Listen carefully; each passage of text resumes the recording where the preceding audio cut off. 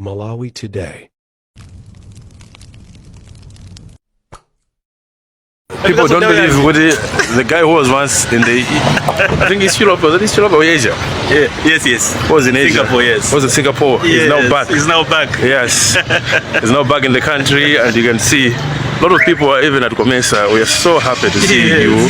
And this manifests how people value here in the country and the role that we've played in the spreading. Kupatsirani nkhani zindi neisomenya endo kwayamba mitu yake. Zipani za ndale zomwe zimalandira ndalama kuchokera ku boma zilamula kuti zipereke malipoti yake achuma pasanafike pa 30 Oktoba. Bungwe la NPC lati likukambirana ndi chipani cha DPP pomwe chingakwaniritsire mfundo zake zokopera anthu molingana ndi masomphenya a Malawi 2063. Sukulu ya Kuhes yapanga njira yatsopano yachangu yoyeza matenda a chindoko. Ndipo mu nkhani zina mwana wa mtsogoleri wakale wa dziko la Zimbabwe Robert Mugabe anaonekera ku khoti pa mlandu opezeka ndi chamba. Tibona zinkhanizi mwatsatanetsatane. Tiyambeni nkhani yoti ofesi ya mkulu woona za akalembera wa zipani Registrar of Political Parties yati zipani za Democratic Progressive DPP ndi Malawi Congress MCP pofika pa 30 Oktoba zikhale zitapereka tsatanetsatane omwe zidagwiritsira ntchito 862 million kwacha zomwe zakhala zikulandira kuchokera ku nyumba ya malamulo kuyambira mchaka cha 2019. Mkulu wa ofesi ya Kizito Tenthani wati malinga ndi malamulo oyendetsera zipani zimayenera kupereka ripoti loti zidalandira ndalamazi lisanafike tsiku la chisankho komanso omwe zagwiritsira ntchito za ndalamazi pakatha masiku 14. Ndipo mneneri wa chipani cha DPP ya Shadrack Namalomba wati afunsika akuluakulu ngati adalandira kalatayi, pomwe wachiwiri kwa mneneri wa chipani cha MCP ya Ken Msonda wati ofesi ikufunsa zinthu zabwino koma pa nthawi yolakwika. Franklin Mtambalika ali ndi ripoti. Kumayambiriro mwezi watha ofesi yoona zakalembera wa zipani mdziko lino idatulutsa ripoti lomaliza la momwe zipani za Malawi Congress MCP ndi Democratic Progressive DPP zidalandira ndalama kudzera ku nyumba ya malamulo kuchokera mchaka cha 2019 kufika 2024. Ripoti ili lilionetsanso kuti chipani cha DPP chidalandira 432 million kwacha pamene chipani cha MCP chidalandira 430 million kwacha. Komabe mkulu wa ofesi Dr. Kizito Tenthani wati zipanizi zalephera kupereka malipoti amomwe zagwiritsira ntchito ndalamazi mu nthawi yake, ndipo pano aonjezera nthawi potengera kuti chinali chaka cha chisankho. Malamulo amanena kuti zipani zimene zolandira ndalama kuchokera ku boma zipereka ma report ku office ya registrar. Feyo information imene tili nayo yokuti analandira ndalama chomwe tofuna kuti atiuze ntchito zomwe anagwiritsa. Komanso lamulo lomwelo limanena kuti tikavota pakangopita masiku 14 or 15 anenera kuti patsano ma audited reports. Polankhulapo pa nkhani wachiwiri kwa mneneri wa chipani cha MCP Ken Msonda wati ngakhale adalandira kalatayi komabe ali ndi madandaulo. Anatilembera kalata koma inali nthawi yolakwika, inali nthawi imene timakonzekera chisankho. Mukudziwa kuti tikungochoka kumene ku chisankho chimene chinali chisankho chovuta kwambiri chawadya mtoliro chimene tonse tinali busy pa ground kupanga kampeni. Nthawi yoti anthu chisankho chimene chinde ena kutifunsanso chinthu chabwino koma nthawi yolakwika. Atapemphe aziona za machitidwe a zinthu akufunsa chinthu chabwino koma nthawi yolakwika. Pakadali pano mneneri wa chipani cha DPP a Shadrack Namalomba wati ndokonzeka kukwaniritsa zomwe afunsidwa monga mwa malamulo. Zipani ziwirizi zakhala zikulandira ndalamazi kuchokera ku boma chifukwa ndi zokhazo zomwe zidapeza chiwerengero cha phungu ochuluka pa chisankho chomwe chidachitika mchaka cha 2019. Malomo Zodiac kuno kulilongwe, ndine Franklin Mtambalika. Zonse zokonzekera mwambo olumbiritsa mtsogoleri wa dziko lino watsopano Arthur Peter Mutharika ndi wachiwiri wawo Jane Ansah loweruka lino pa Kamuzu Stadium mzinda wa Blantyre zili mchimake tsopano. Malinga ndi komiti yomwe ikukonza mwambo atsogoleri anayi kuchoka m'mayiko akumwera kwa Africa akhala nawo pa mwambo. Kuchoka ku Blantyre Kasima Obi akutsatira zokonzekera zimore. Ladies and gentlemen, unali mama otanganidwa ndithu pa Kamuzu Stadium mu mzinda wa Blantyre kumene mawa lino kukuyenera kuchitika mwambo olumbiritsa mtsogoleri watsopano wa dziko lino Professor Peter Mutharika komanso wachiwiri wawo Justice Retired Dr. Jane Ansah. Mama wawo zambiri zachitika makamaka kungoyeserera zimene zizachitike mawa lino, ndipo zina mwa zomwe zinachitika ndi perete amene ndithu asilikali IMDF anachita, komanso ndithu panali mwambo ndithu mene anthu amaonerera kuti zizayende motani komanso dongosolo lake lizakhala motani. Panali akuluakulu ambali ya boma komanso tinaona aku chipani cha DPP monga Secretary General wa chipani chimenechi amene ndi Peter Mukito, Ben Piri ndi akuluakulu ena chipani chimenechi analipo, komanso akuluakulu ena oyimira boma analinso pa mwambo umenewu. Ndi zambiri zikuoneka kuti zakonzeka kuphatikizapo nsanja imene igwire ntchito chifukwa mu stadium menemu pabwalo penipeni pamene pali pabwalo pamene amasewerera mpira paja ndi pamene ndithu ayika nsanja imene akuluakulu onse adzakhale pamenepo kuti mwambo umene uchitike. Malinga ndi dongosolo lake zochitika zonse zizayamba nthawi ya 9 koloko mmawa ndipo zikuyenera kudzatha chamma 12 koloko masana, koma dongosolo likuoneka kuti lidakapitirira chifukwa nawonso kuphatikizapo atolankhani akusanja katundu wawo kuti zonse zikhale mchimake kuti akamazati tiyeni tiyambe pasazakhalenso kuchita njengunje. Ndiye ndithu kuno ku stadium tinganene kuti zambiri zokonzekera mwambo umenewu zachitika.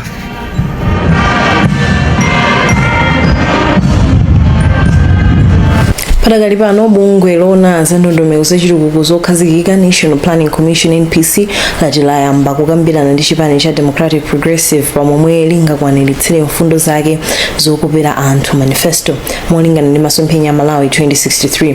Mkulu wa NPC Frederick Changaya wanena izi patsogolo pa mwambo olumbiritsa imwe anapambana pa chisankho cha mtsogoleri wa dziko Peter Mutharika, ndipo wati zokambiranazi zipitirira akasankha nduna za boma lake.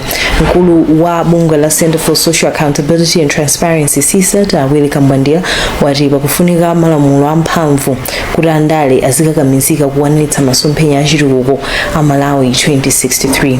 Zambiri mu ripoti ili mwawalemba ndi Kenford Mdima.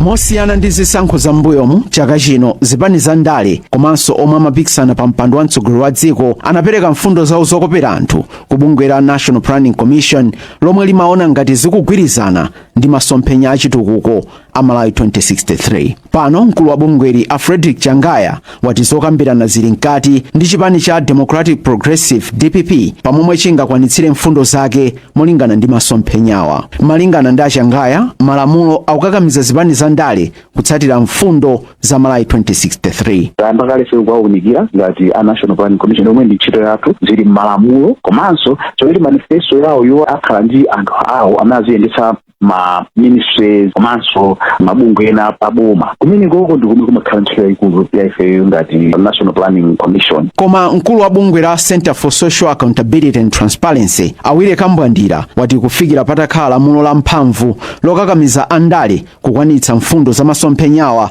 andale apitirira kuchita zosiyana ndi zomwe zili m'masomphenya a Malawi 2063. Kawiri chomwe timaona ndale ma interest achipani ndi amene amakhala patsogolo pa kachitidwe ka zitukuko za dziko. Chofunikira kwambiri nkunena kuti pakhale lamulo pamene boma chipani chalephera kupanga line ndi masomphenya amenewa tiziona ndithu zilango zoyenerera. Gawo loyamba la masomphenya achitukukowa lifika kumapeto mchaka cha 2030 ndipo limalimbikitsa kuchita ulimi ngati business komanso ntchito za mafakitale. M'malo mwa Zodiac ndine Kenford Mdima. Bungwe lona zachisankho la Malawi Electoral Commission MEC lasintha chiganizo pa zotsatira zachisankho cha phungu mdera kumwera mboma la Nsanje. Bungwe likudzera mu kalata yomwe latulutsa lati izi zadza litawunikanso zotsatira zachisankho mderali ndipo lapeza kuti mavoti ena omwe adawerenga ngati owonongeka asintha zotsatirazi.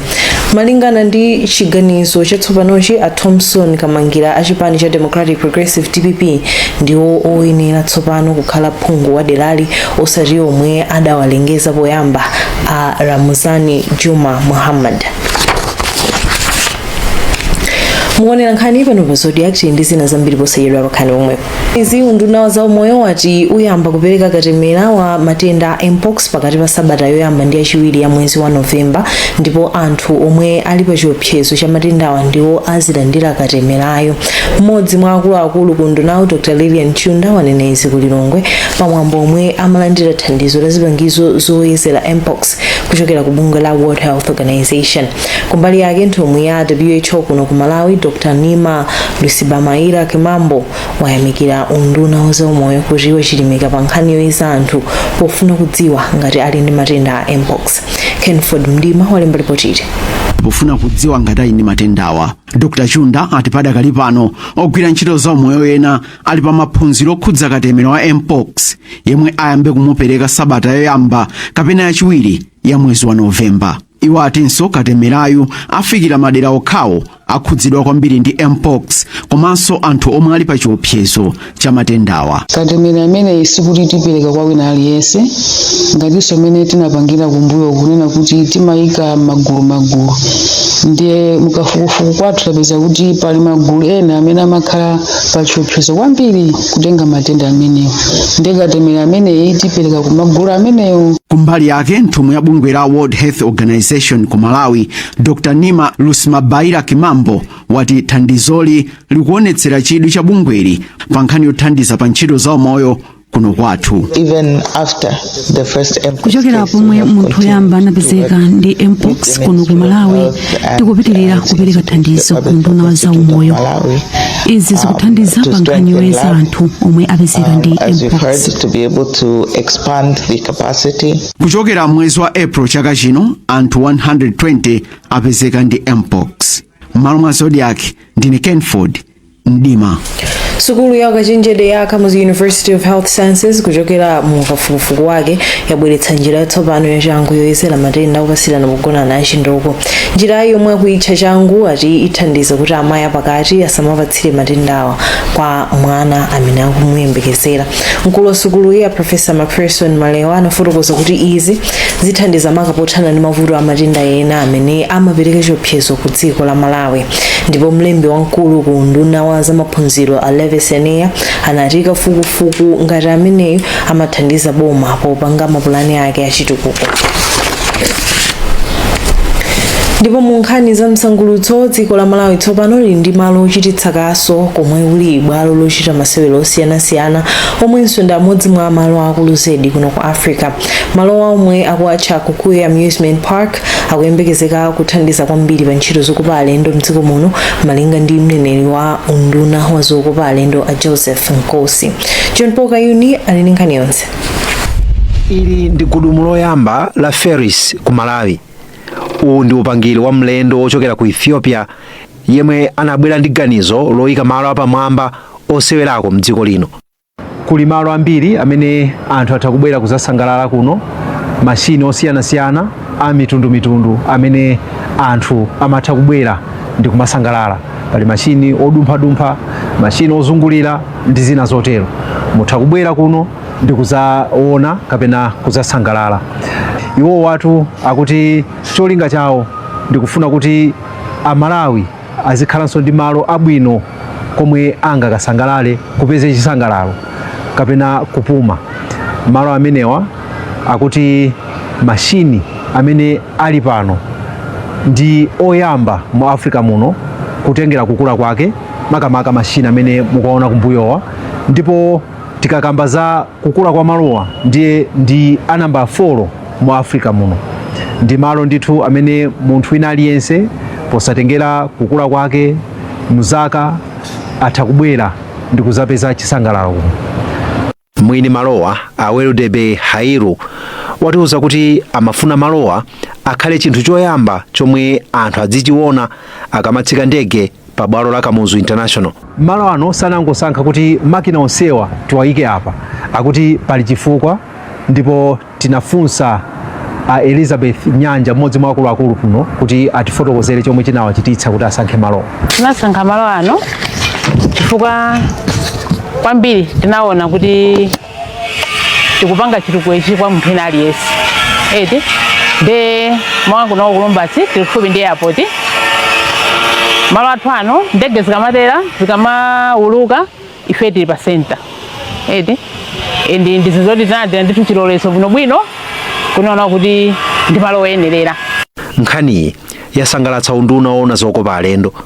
Mneneri mundunawo a Joseph Nkosi wati malowa asintha maonekedwe a mzinda wa Lilongwe. Tikamanena kuti ntchito zokopa alendo ndikuti tikuchoka malo ena ukafika malo ena tikafika kumalo umene kuti tikhale ndi zochitika. So pale anthu amabwera ku Lilongwe kuno ena amangotha kupita mwina pa kamuzu mausoleum, ena ungopita andoti akaona pa memorial tawo, koma apapo ndoti taonjezera zochitika mu Lilongwe. Malowa akutsogolera malo ena onse otere kamba kuti anthu ena akuganizanso zomanga malo ngati awa m'madera ena.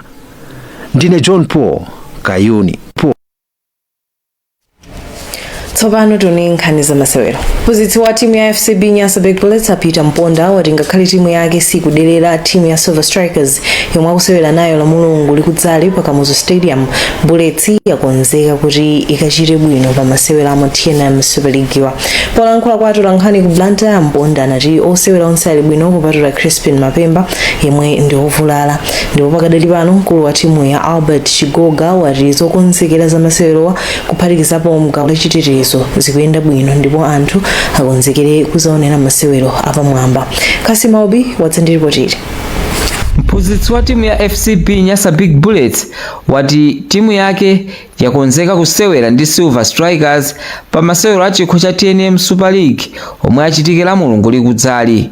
Mponda wati ngakhale akudziwa kuti timu ya Silver ibwera ndi mphamvu zofuna kubwezera chipongwe chomwe Bullets idawachita mgawo loyamba la season ino, Bullets yomwe osewera ake pafupifupi onse ali bwino yakonzeka kuchita bwino. Zokonzekera zikuyenda bwino kutengera pamene tili in terms of ma-injuries tikozonena kuti anyamata ambiri alipo mwina kupatulako Mapemba eka zimene ngati ife aziphunzitsi zimakhala zosangalatsa kwambiri kunena kuti tizivutika kuti tilowesa ndani.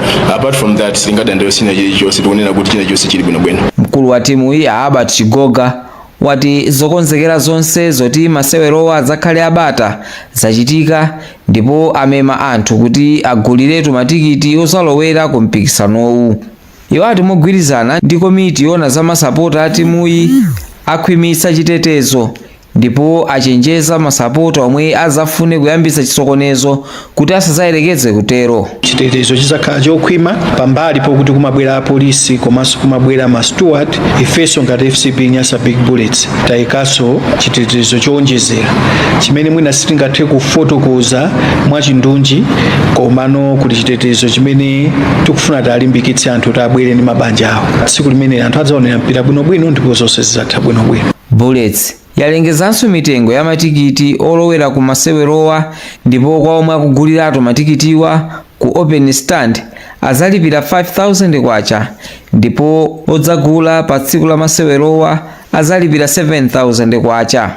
Munkhani zina mwana wa mtsogoleri wakale wa dziko la Zimbabwe a Robert Mugabe anakaonekera ku khoti pa mlandu wopezeka ndi chamba. Malinga ndi malipoti a Robert Mugabe Jr. omwe ndi azaka 33 zakubadwa anagwira pa nthawi yomwe amayendetsa galimoto lawo mosemphana ndi malamulo apansewu mu mzinda waukulu wa dzikolo wa Harare. Apolisi akuti pa nthawi yomwe amapanga chipikisheni anampeza mkuluyi yemwenso anali ndi anzake ena mu galimotomo ali ndi chamba zomwe zili zosemphana ndi malamulo a dzikolo. Ndipo yemwe akuyimira Mugabe pa mlandu Asheo Mugia anati mbali yawo ikukana mlanduwo. Apanso ndipo mapeto pa nkhanizi kumatisanasiyani tunenso ndi yake. Zipani za ndale zomwe zimalandira ndalama kuchokera ku boma zilamula kuti zipereke malipoti ake achuma pasanafike pa 30 Oktoba. Bungwe la NPC